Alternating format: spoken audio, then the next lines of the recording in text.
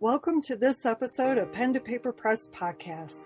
I'm Cindy Kochis. I enjoy spending time with best-selling authors, writers, editors, publishers, and creative souls to talk about the process of developing our stories to completing our works of art. Each episode is an opportunity for us to explore mindsets, pearls of wisdom, and the experiences that began our journey as a writer from the moment we put pen to paper. Today, I am speaking with Martine Felton. She is an intuitive life coach, medium, and the author of Life Interrupted and You Love, You Learn, a memoir she published earlier this year. Martine is also a podcast host, and she hosts Martine's Musing. It is so wonderful to have you here and joining me in the studio. Thank you for having me. I really, really appreciate it. One thing I really want to do is congratulate you on publishing your memoir, You Love, You Learn. What inspired you to write it? Well, I was going through my old journals from years ago, and I saw that. And I like to do that because I like to see like my growth and where I am present day versus where I was a few years ago. So I was going through my journals and I realized that there was a common thread. Like these are past toxic relationships that I went through, and I felt like I was dating the same person over and over again. And so I was like, wow, this is really interesting, because now today I'm happily married, children and all of that. And I felt like a few of my relationships were back to back, and they were basically the same person, but in just different bodies. And I thought that it would be helpful. That if I shared my stories, that they could help other women, because it was really a time where I wasn't loving myself, and I was at the time an unaware empath. So I was attracting a lot of narcissistic men. And so that's why I say it was like dating the same person back to back, because they all had that in common. And I thought that it would be a really, really good story to tell and highlight some of the lessons that I learned, provide the reader with some affirmations and journal prompts, and kind of just share, you know what I mean? And when you share, and you're able to heal, and people who are reading your story are like, hey, I can relate. So that's what really, really inspired me to write it, is because I was just going through my journals one day, and I was like, hey, I have a book here. Yes. And, there are so many individuals that, as you're saying this, it's like, Yep. Uh-huh. Mm-hmm. Yep. Been there, done that. Kind of rode that pony too.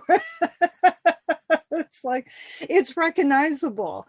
And I think that's the main reason memoirs succeed, and have become, one of the genres that are sought after, is because we are looking for that common thread, and that we're not alone, and that, okay, so if she did it, how did she get out of this?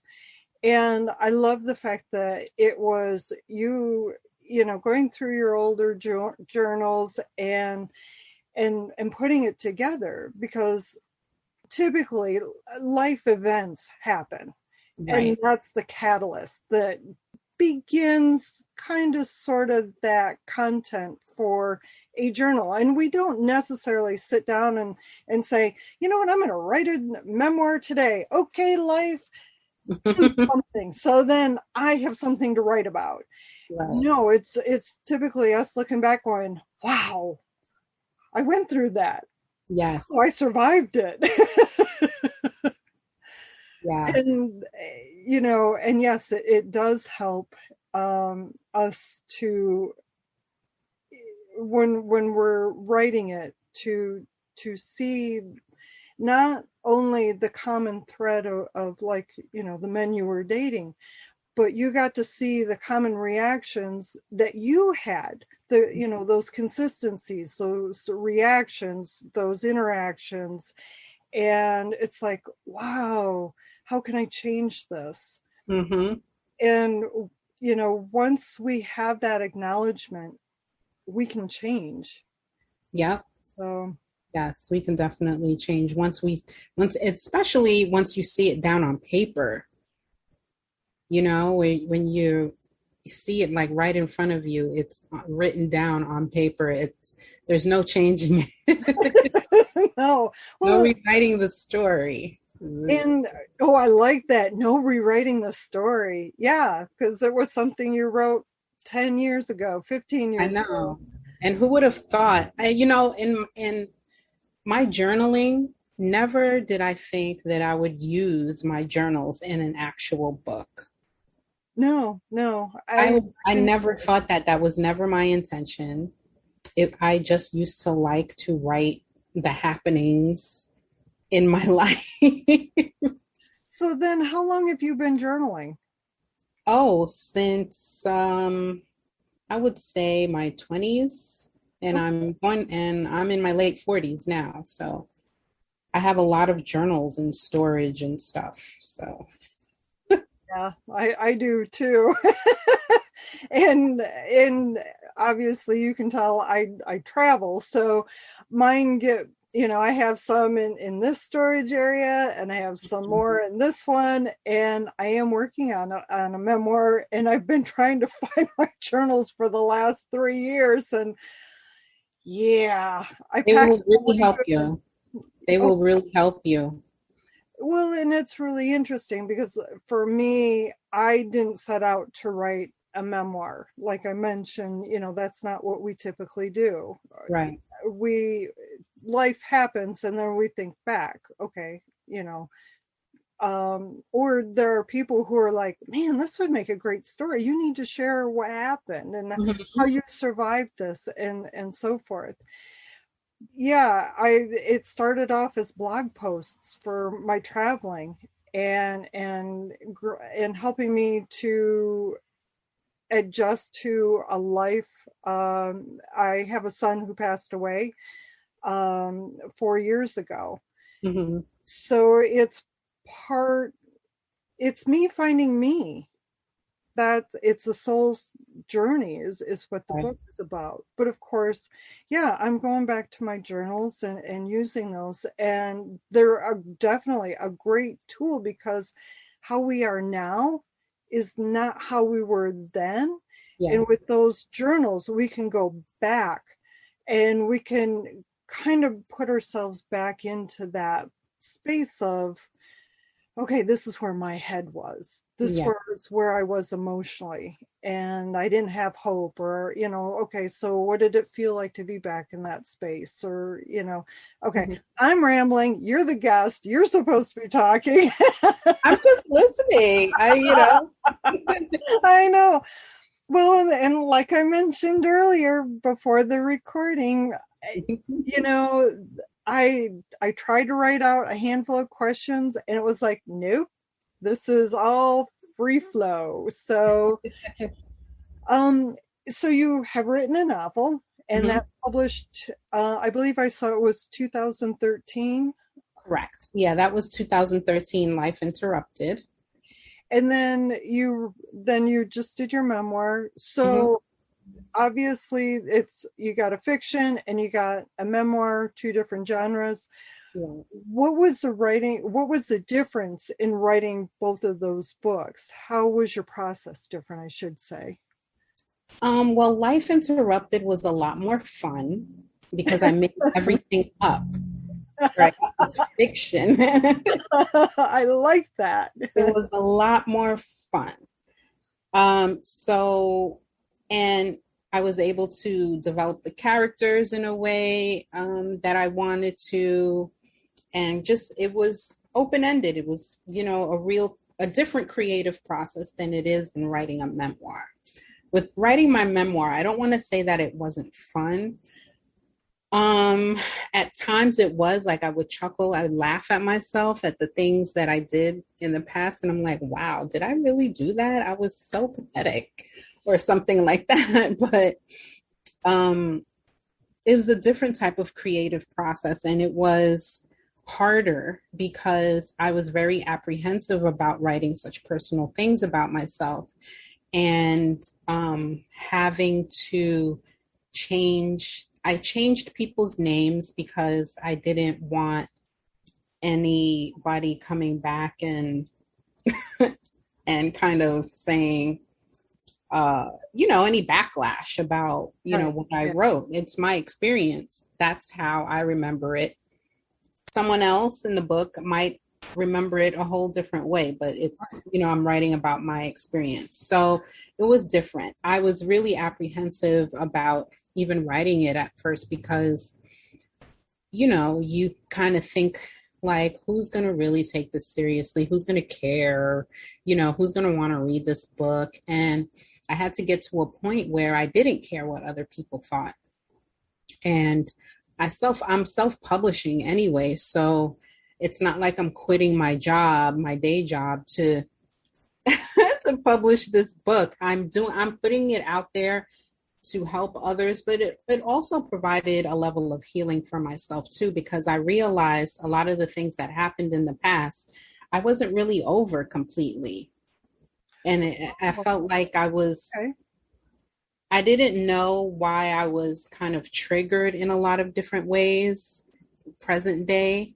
But That, then when I was reading back in my journals and stuff, I was like, oh, that's probably why this thing pisses me off till this day, when this type of thing happens or someone says something, and it was a real healing process in at the same time, as well as a creative process. you bring up so much that is very understandable, and again, I recognize, and pretty much anyone writing a memoir is going to say, oh yeah, because self-love is one of those topics that we're either trying to figure it out, or we go to great lengths to distract ourselves as a way to avoid any Yeah. aspect of, that part of self that needs the love and attention that it didn't get. Mm-hmm. And it's really interesting, and I've been, because I'm writing a memoir, I'm reading how to write memoir books, and I'm talking to those that have written it and published. Mm-hmm. And one of the common things that I'm finding, not only in my experience, but in others, is that unraveling of the past, Yeah. and in how everything kind of, weaves together. And it's like our story just kind of is this interwoven, you know, I'm lost for words at the moment. But anyways, the point is we're finding different aspects of ourselves, and now on the backside of it, we can look back and go, oh, and like you said, uh, Mm-hmm. that's my trigger. That explains why I react this Yeah. way to that. Yeah. Yeah. So, And um, back then we weren't back. Well, my book goes way back to, like I said, like to my early 20s, well, my late 20s, and I'm 49 now. So it goes a good ways back, maybe 20 years, but it's not, I don't write everything. I take certain parts right. that, that move the story along. But I forgot what I was going to say.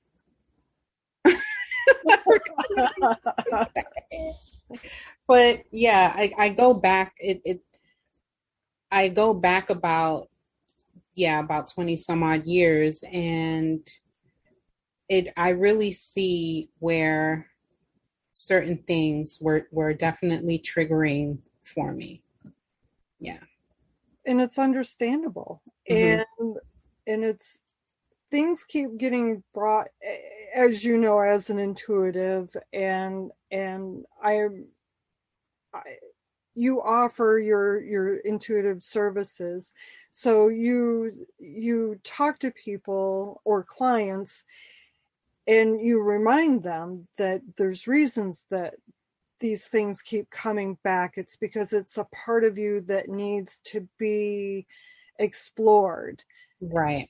which, I, as an intuitive, and with intuitive friends that do client work, that is one thing that is continuously brought up, is the fact that there's a reason this stuff keeps coming back up. And of course, we're like, hearing it, it's like, yeah, shut up. I don't want to hear that. I don't want to keep going through this. Now I remember what I was going to say. Okay. In the book, because now I read. Back then, I didn't know I was intuitive. I didn't know what being an empath was. I didn't think that I had mediumship or psychic abilities. I didn't know any of that. I thought I was going like a little crazy. So, and so in the book, though, now that I know, I've read I read tarot, I've studied tarot, and I see tarot in everything. Okay. And I added that kind of in my book because going back, reading it now as an intuitive, an aware intuitive, I'm fully acknowledging my intuitiveness and not putting it, on the back burner. I know now that certain places where I was in life, I applied like some of the major arcana cards to it as well. So I kind of fused that into the book as well. Interesting. Talk about an interesting structure, or like platform to try and complete. That must have been fun to work at. I thought it was interesting, and I was like, hopefully this does attract other intuitives as well, who may not be fully aware of their gifts at the time. Like me, I wasn't, but now I fuse that in just kind of as a, like, for example, the Fool card, I fused it in as at a point in my life where I was taking a leap of faith, where I wasn't sure about where I was going to go, what I was going to do, but I knew I needed a change, and I needed to just take that leap of faith and trust that the universe had my back. So at that point, I was like, I know that in this particular part of my life, I was in the Fool's energy. Like that. So I add those in at different points of my journey. Interesting. And if somebody doesn't understand tarot, yes, they'll have a better understanding after reading the book, and those that do know tarot are going to be like, oh, ooh, yeah, okay. I provided the meanings, the card that I only used the major arcana cards. Okay. So I provided the meanings for those cards in like the reference section in the back of the book. Oh, that's beneficial to those that are inexperienced, or just that novelist where they dabble in it, right, and they can refer back to what it really means. It's like, oh, now I get it. So one thing that I wanted to ask about, because I did listen to your podcast, and journaling comes up a lot right, in the handful that I listened to. So what are some of the advice or pearls of wisdom that you would offer to somebody who would like to get into the journaling practice, but feels that they don't have time to do it? I think I would say if you feel like you don't have time, it doesn't really you don't have to sit down for an hour to journal. You can take like 10 or 15 minutes to journal. You can start off by, writing that what's going on in your day, or whatever you feel. If you feel like you need to vent, I know venting, I can go off on tangents. Yep. Yeah, and just vent to my journal. Or, I mean, if you want, it's whatever. It doesn't you could write a sentence, you could write keywords, whatever. You can doodle in there. I do a little bit of art journaling too, with collages and cutting out pictures and pasting them together. It just relaxes me. And you can make your tailor your journal experience to, who you are and what makes you happy, what makes you comfortable. But it doesn't have to be a long period of time. It can take 10 or 15 minutes. I like that you reinforce that, make it yours. Yeah. Do it your way, that there are no set rules. Yeah, there aren't any set rules. No, because there are some people who kind of put that out there, that this is how you do it. This is the ABCs of journaling. And it's like, what? So thank you for the reminder. And yeah, I really believe that. Like, it's because a lot of my journals, like, I'll doodle and I'm like, okay, I really don't have anything to write here. And being that I like art, I'm a little artsy, or I like to think I am. I'll doodle and whatever, and 10 minutes, 15 minutes will pass, and I'm like, okay, that's all I got for you today, and that's it. And I have to giggle because the rain that is really starting to come down, and I'm like, I'm wondering how much it's going to come through on the podcast. I don't hear it. I don't hear a thing. Oh, good. Because the one of the disadvantages of not having quote unquote that soundproof studio is I have recordings, podcast episodes with somebody, mowing, planes going overhead. I've got birds squawking or my dog barking. So. I have episodes, ambulances, police cars going by, and I'm like, yes. Sounds of the city. Oh, to me, I actually think it sounds more, I don't want to say more real, because that really takes away from those that are in the studio. Mm-hmm. But it adds more life. Maybe that's how I want to word it, is it adds more life. That's a good way to put it. That's definitely a good way to put it. Adds more life, yeah. Adds more life to what we're doing. One of the threads that I found common on your website, and again in your podcast, is self-love. Yes. And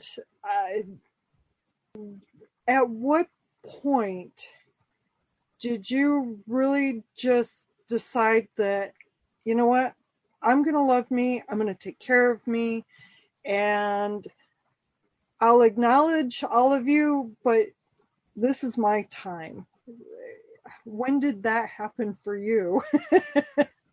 I want to say when I met my husband, or within our relationship, because we were friends first, and then we became romantic, and then it just evolved from there. But honestly, I think that I was like hard hitting with the self-love thing was in 2018, when I lost my job, and it took me a while to find another job. And within that, and we know everything happens for a reason, and that was meant to happen because at the time, my mom, my elderly mom, was diagnosed with dementia. Okay. And by the time I took her to the doctor, had already advanced, and she had gotten lost. Like, I knew that she had dementia, but I didn't know how bad it was. And I feel like me losing my job, it took me losing my job to really focus in on her and the care that she needed, because me going to work, I wasn't able, because she was living alone. She didn't live with me. And I wasn't able to keep an eye out on her like Right. I needed to. And I really believe that that's the reason why, I lost my job, so that I could care for my mom. But at the same time, I went through a lot of hardship, strain on my marriage, for about 10 or 11 months. So after I got through that and I found a new job, and I started really getting into what is my purpose in life. Because during that time, that's when I started my podcast. That's when I started writing a blog. I really started into this communication media thing that I've always wanted to do. I went to college for it. I have a degree in communications and media. So why was I working at a publishing company being, at a dead end job? So I really felt like this is my time to do what I'm meant to do. It's now or never, because my 9 to 5 job isn't it. That's not my calling. And I have always liked to help people. I always like to talk to people and kind of figure out what they got going on. And that was myself intuiting without right. knowing that I was intuiting. So I really feel like that's when I really embraced the whole self-love mindset, because I realized that I needed to do a lot of emotional healing and a lot of loving myself so that I could heal, and then in turn I can help others, because I can't help others if I don't help myself first. So that's when I really embraced taking care of myself, healing, meditation, all of these things. And then I realized that I had gifts. I was always the one going for readings to mediums. I never thought that I would be actually on the other side of the table. And I went for a reading, and the medium told me that he was like, "You're going to be doing what I'm doing right now." And I thought he was crazy. I was like, well, and that takes us right out of that comfort zone, because, yes. We have those people in our lives that are like, you do what? You know what? And and they don't like it. Yeah. They take it the wrong way. And that is one of those things that, is not easy to share, especially if you're in that household that doesn't accept it. Right. I wasn't necessarily raised in a household that didn't accept it, because my mom was really into it as well. As far as being, I was raised Catholic, but my mom was really into like believing in her spirits and her, her ancestors and angels and her guides and stuff like that. So it was okay in my house. Like, it was accepted. However, I never thought that, like, I didn't know, even back then, when I would just know things about people and it would be true, how I came about knowing it. Yeah. My dreams were so like prophetic at times, and I didn't put it together until I had this reading with this medium friend who told me, he was like, yeah, you're going to be doing what I'm doing. And I was like, no way, hell no. And then I went back to him and I was like, okay, tell me more. It's that catalyst that kind of Yes, that's what I was like, okay, tell me more. How can I develop this? Because I don't know what to do. Because I feel like it's what I'm supposed to be doing. And because I was resisting it for a long time. And I was like, so how do I start? What do I do? And he told me, well, buy a deck of cards. And I did. I bought a deck, an oracle deck and a tarot deck. And I learned the tarot deck. And that's how it all began. And that was in 2018. Okay. Yeah. So I say all that to say, that's how I embraced my self-love journey. That's when I really, really fully embraced it. We all have these interesting stories on when we discover it or when we understand or acknowledge. Mm-hmm. It's like, yeah, okay, I really need to put myself first. And then oftentimes it seems to be that there's a I don't want to say traumatic because that's really wrong, but a meaningful transitional period that we go yes. through, like you lost your job, Yeah. or for somebody else it could be that the relationship dissolved, or just different life events that have some substance that creates that.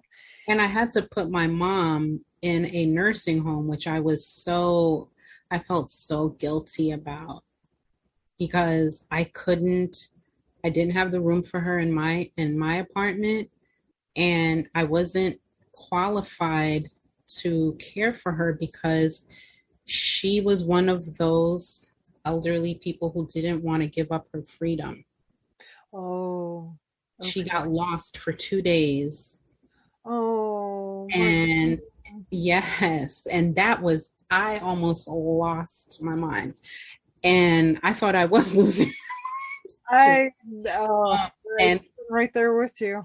Yes, and so that's when I was like, okay, you're sleeping on my couch until I find you a proper facility, because we can't live like this. No, well, it's not safe for her. Yeah. The last thing you want is for somebody to take advantage of her or harm her. Mm-hmm. And that's what was going through my mind for those 48 hours that she was out in the New York City streets. I was like, wow, you really have a guardian angel on you, man.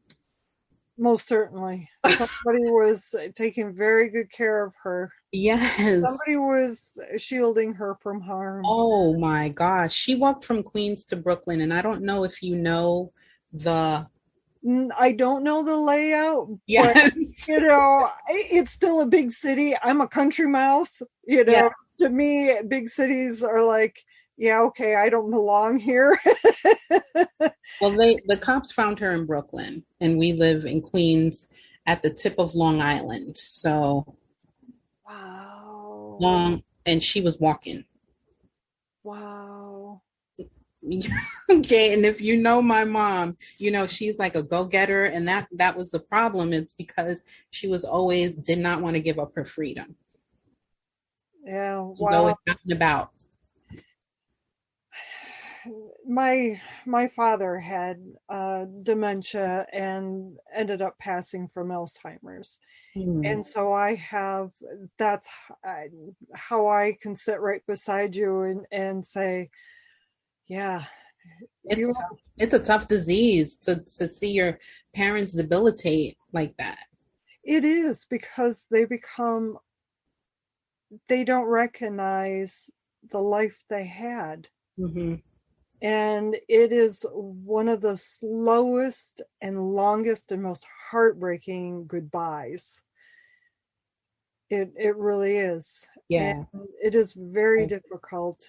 And I have absolutely no idea how you and I ended up coming together on this podcast, because what's really surprising is we have so much that's in parallel. Mm-hmm. Well, that's why.